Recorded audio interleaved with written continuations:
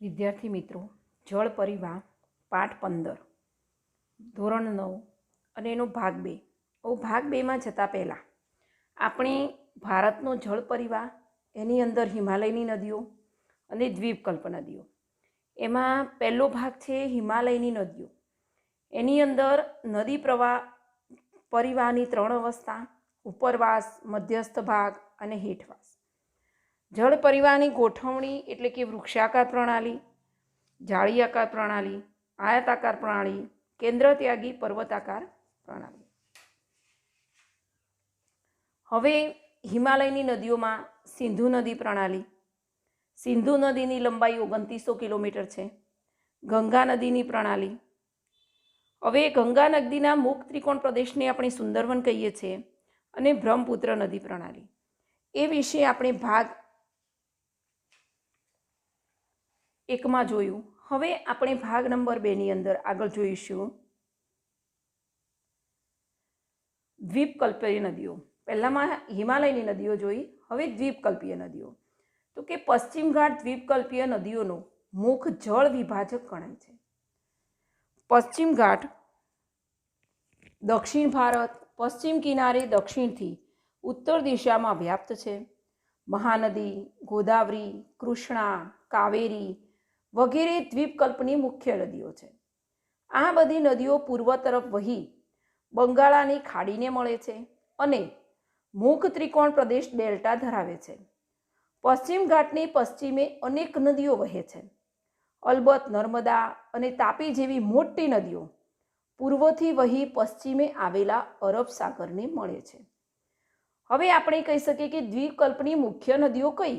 તો કે મહાનદી, ગોદાવરી, કૃષ્ણા અને કાવેરી. હવે આ બધી નદીઓ પૂર્વ તરફ વહી અને કોને મળે છે? તો કે બંગાળાની ખાડીને. અને એનો મુખ ત્રિકોણ પ્રદેશ એટલે ડેલ્ટા ધરાવે છે. હવે આપણે નર્મદા બેસિન વિશે જોઈશું. તો નર્મદા મધ્યપ્રદેશના અમરકંટક પાસેથી નીકળે છે. તે પશ્ચિમ બાજુએ એક ફાટ ખીણમાં થઈને વહે છે. જબલપુર પાસે સંગેમરમરના ખડકાળ પ્રદેશમાંથી વહે છે.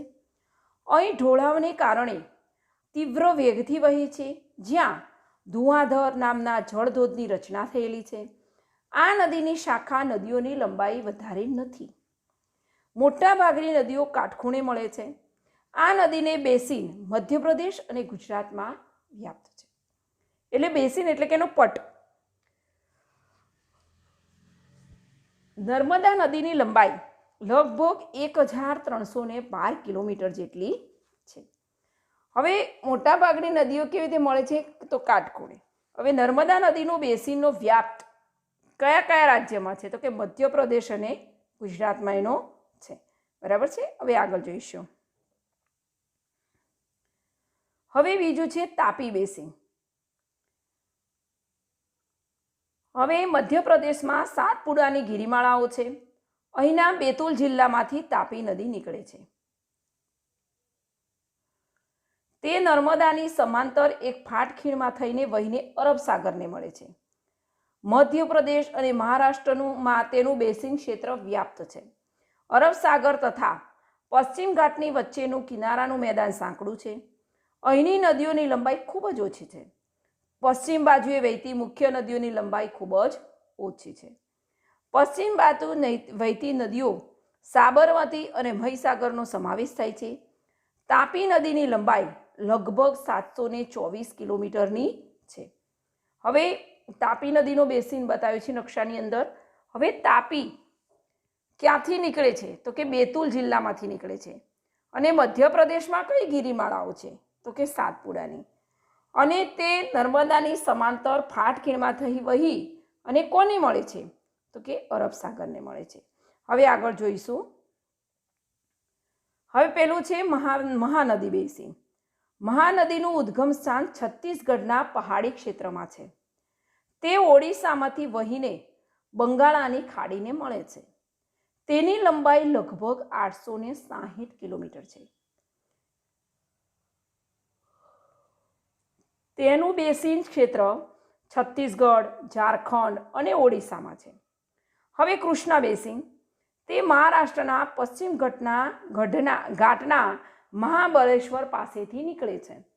તે લગભગ 1400 કિલોમીટર લંબાઈ ધરાવે છે.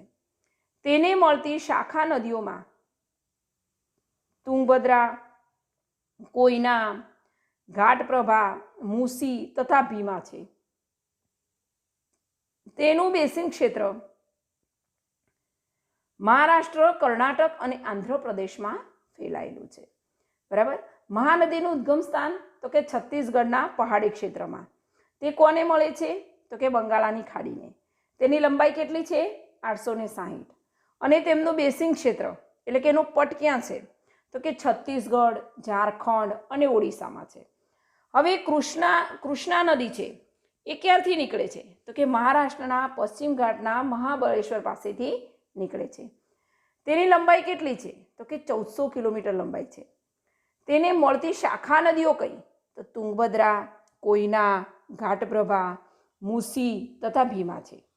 હવે તેનું બેસિન ક્ષેત્ર ક્યાં સુધી ફેલાયેલું છે? તો બેસિન ક્ષેત્ર મહારાષ્ટ્ર, કર્ણાટક અને આંધ્રપ્રદેશમાં ફેલાયેલું છે. હવે આગળ જોઈશું કાવેરી બેસિન. કાવેરી પશ્ચિમ ઘાટની બ્રહ્મગીરી પર્વતમાળામાંથી નીકળે છે. તેની લંબાઈ લગભગ 760 કિલોમીટર છે. તેને મળતી શાખા નદીઓ અમરાવતી, ભવાની, હેમાવતી તથા કાલિની છે. તેનું બેસિન ક્ષેત્ર કેરળ, કર્ણાટક અને તમિલનાડુમાં વ્યાપ્ત છે. તે તમિલનાડુના કુડલુરુના દક્ષિણમાં કાવેરી પટ્ટનમથી બંગાળાની ખાડીને મળે છે. આ સિવાય અન્ય નાની નદીઓ પણ છે જે પૂર્વ તરફ વહી બંગાળાની ખાડીને મળે છે. તેમાં દામોદર, બ્રાહ્મણી અને વૈતરણી તથા સુવર્ણરેખાનો સમાવેશ થાય છે. આટલું હવે આપણને જાણવા જેવું છે. આટલું જાણવું ગમશે. તો કે પૃથ્વી સપાટી પર આશરે 71% જલાવરણ છે. તેમાંથી 97% પાણી ખારું છે. માત્ર 3% જળ પેયજળ તરીકે ઉપલબ્ધ છે. એટલે પેયજળ એટલે કે પીવાનું પાણી. તેનો ચોથો ભાગ બરફના રૂપમાં છે. એનો ચોથો ભાગ 3% પીવાનું પાણી છે. એમાંથી ચોથો ભાગ કયા રૂપમાં છે? બરફના રૂપમાં. બરાબર છે. ચલો હવે કાવેરી પશ્ચિમ ઘાટ એટલે કે કાવેરી બેસિન ક્યાંથી નીકળે છે? તો પશ્ચિમ ઘાટની બ્રહ્મગીરી પર્વતમાળામાંથી નીકળે છે. તેની લંબાઈ કેટલી છે? 760 કિલોમીટર છે. તેની શાખા નદીઓ કઈ છે? તો કે અમરાવતી, ભવાની, હેમાવતી અને કાલિની છે. તેનું બેસિન ક્ષેત્ર કયું છે? તો કે કેરળ, કર્ણાટક અને તમિલનાડુ છે. હવે કાવેરી બેસિન છે એટલે કે કાવેરી છે તે કોને મળે છે? તો કે બંગાળાની ખાડીને મળે છે. અને એના સિવાય અન્ય નાની નદીઓ છે. કઈ?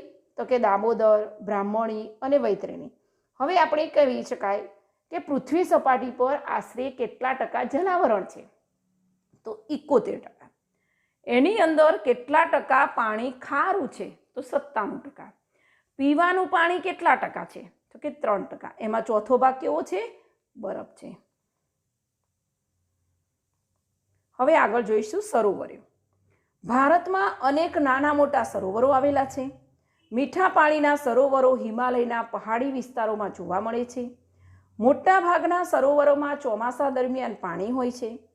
સૂક્ષ્મ ક્ષેત્રોમાં અંતઃસ્થળીય નદીઓ વળી હિમાલયના ક્ષેત્રોમાં સરોવરોની રચના હિમનદીથી છે. કેટલાક સરોવરો પવન, નદીઓ અને માનવ પ્રવૃત્તિને કારણે રચાયેલા છે. વિસર્પી નદીઓમાં પૂરના પ્રકોપના કારણે ઘોડાની નાળ જેવા સરોવરો રચાયા છે.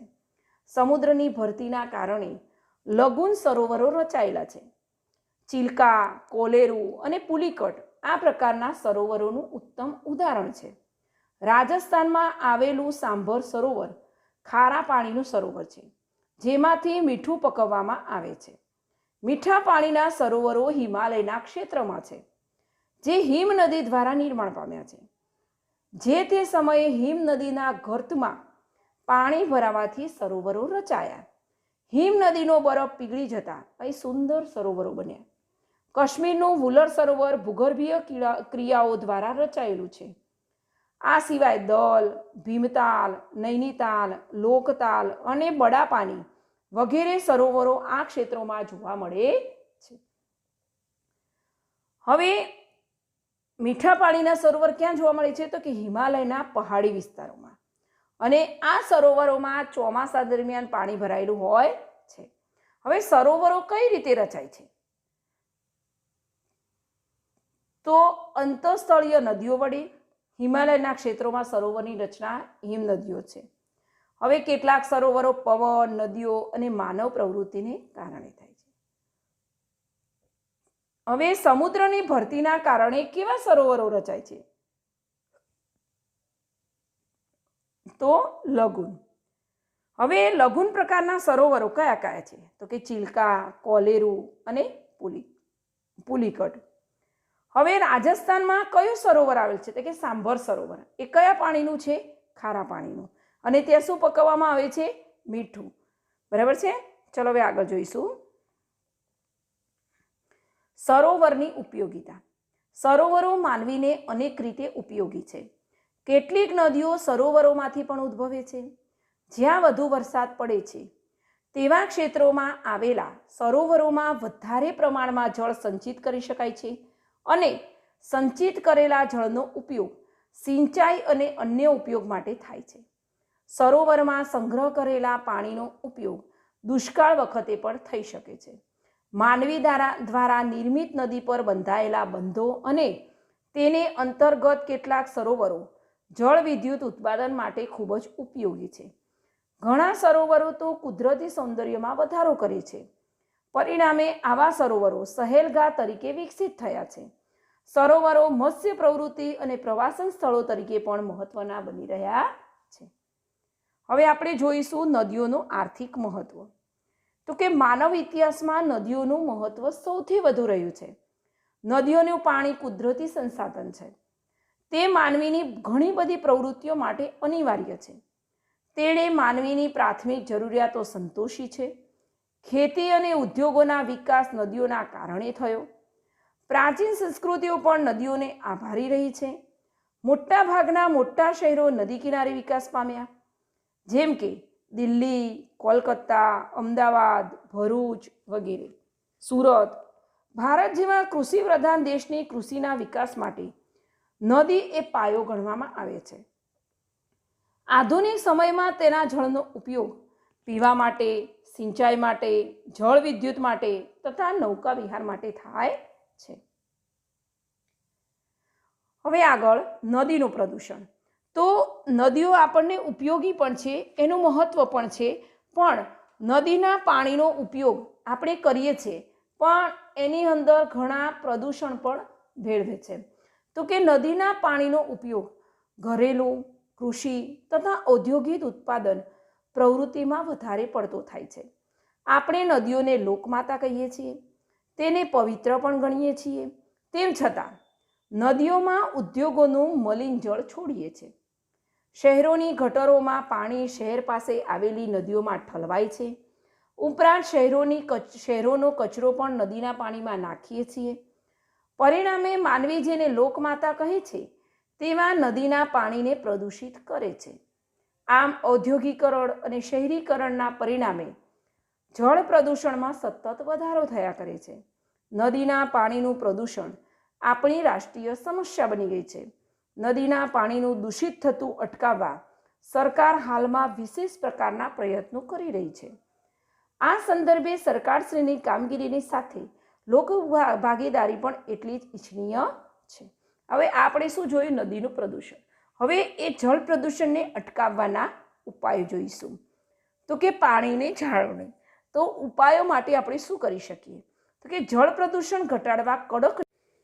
હવે આપણે જળ પ્રદૂષણ અટકાવવાના ઉપાયો જોઈશું. જળ પ્રદૂષણ ઘટાડવા કડક નિયમોનું પાલન કરાવવું જોઈએ. રાષ્ટ્રીય નદી સંરક્ષણ યોજના, રાષ્ટ્રીય નદી સંરક્ષણ યોજના, નેશનલ રિવર કોન્ઝર્વેશન પ્રોજેક્ટ દ્વારા જળ શુદ્ધિકરણના કાર્યક્રમો અમલી બનાવવા જોઈએ. ઔદ્યોગિક એકમો પોતાનું પ્રદૂષિત પાણી નદીઓમાં ન છોડે તે માટે કડક નિયમો બનાવવા જોઈએ. ઔદ્યોગિક એકમોએ પોતાના ઉદ્યોગો દ્વારા છોડવામાં આવતા રાસાયણ જળમાં રહેલા હાનિકારક તત્વો દૂર કરવા જોઈએ. દરેક નાગરિકે નદીમાં સ્વચ્છ પાણી રહે તે માટે ઘરનો કચરો નદીના પાણીમાં ન ભળે તેની કાળજી રાખવી જોઈએ. આટલા ઉપાયો તો આપણે કરવા જ જોઈએ અને એની અંદર આપણે પોતે જાતે જ ધ્યાન રાખવું જોઈએ. હવે આટલું જાણવું ગમશે.